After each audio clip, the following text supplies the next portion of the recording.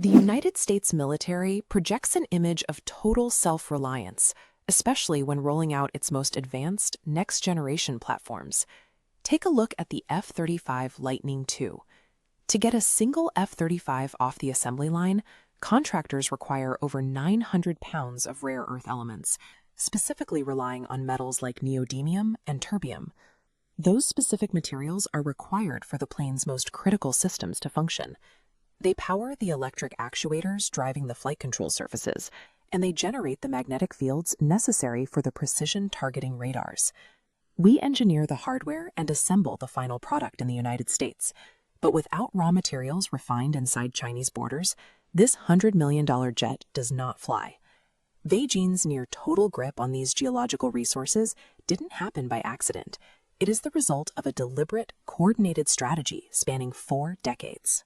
To capture the market, the Chinese government poured tens of billions of dollars into their domestic mining operations, sustaining them with massive subsidies and zero-interest loans.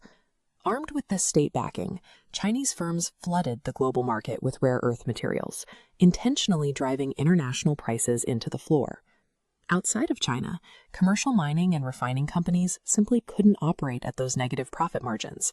They were systematically starved of capital until they went bankrupt. Beijing effectively consolidated its dominance by maintaining a hostile pricing environment that forced the entire Western industrial base into obsolescence. When we talk about supply chain vulnerability, the problem actually isn't the physical mining. There are rare earth deposits all over the world, including right here in the United States. The actual bottleneck is the midstream separation phase. To isolate individual rare earth elements from raw ore, the material has to run through highly complex, capital-intensive, and extremely toxic chemical refining processes. Today, roughly 90% of the entire world's rare earth refining capacity sits inside China. Because they control the chemical separation, they also manufacture about 94% of the world's finished rare earth permanent magnets.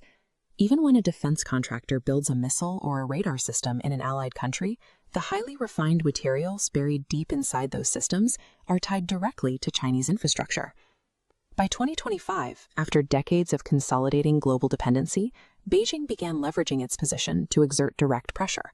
In April, China placed strict export controls on 7 heavy rare earths. These specific elements are exactly what defense contractors need to produce high-temperature permanent magnets. This chart shows the immediate economic shock of that decision. You can see the price of dysprosium oxide skyrocket in Europe starting in April 2025, diverging massively from the internal Chinese price. Then, in October 2025, China introduced an extraterritorial regulatory mechanism modeled directly after the U.S. Foreign Direct Product Rule. Under this rule, if a foreign-made product contains even a 0.1% trace of Chinese-sourced heavy rare earths, the manufacturer has to secure explicit approval from the Chinese government to export it.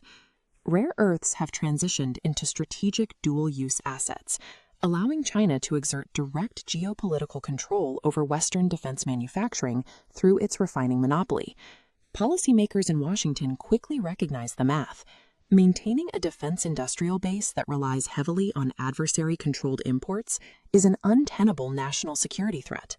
To counter this, the Pentagon tapped Defense Production Act funds, executing a historic $400 million equity investment into MP materials. The physical focal point of this counteroffensive is the Mountain Pass facility in California.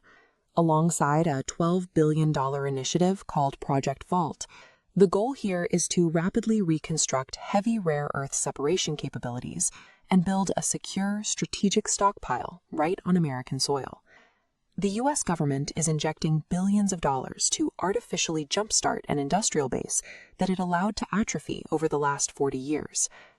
What is forcing this rapid domestic rebuild is a hard regulatory deadline set by the Pentagon.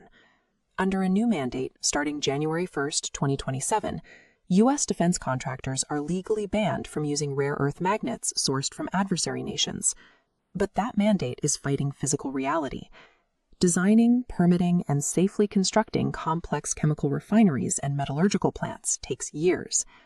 Defense primes have to secure thousands of tons of compliant rare earth magnets by 2027 to keep production lines running. Yet, the current Western mine-to-magnet infrastructure isn't projected to reach full commercial scale in time to meet that surging demand. The question now is whether the United States can rebuild decades of lost industrial capacity and scientific expertise before that 2027 deadline cripples its defense supply chain.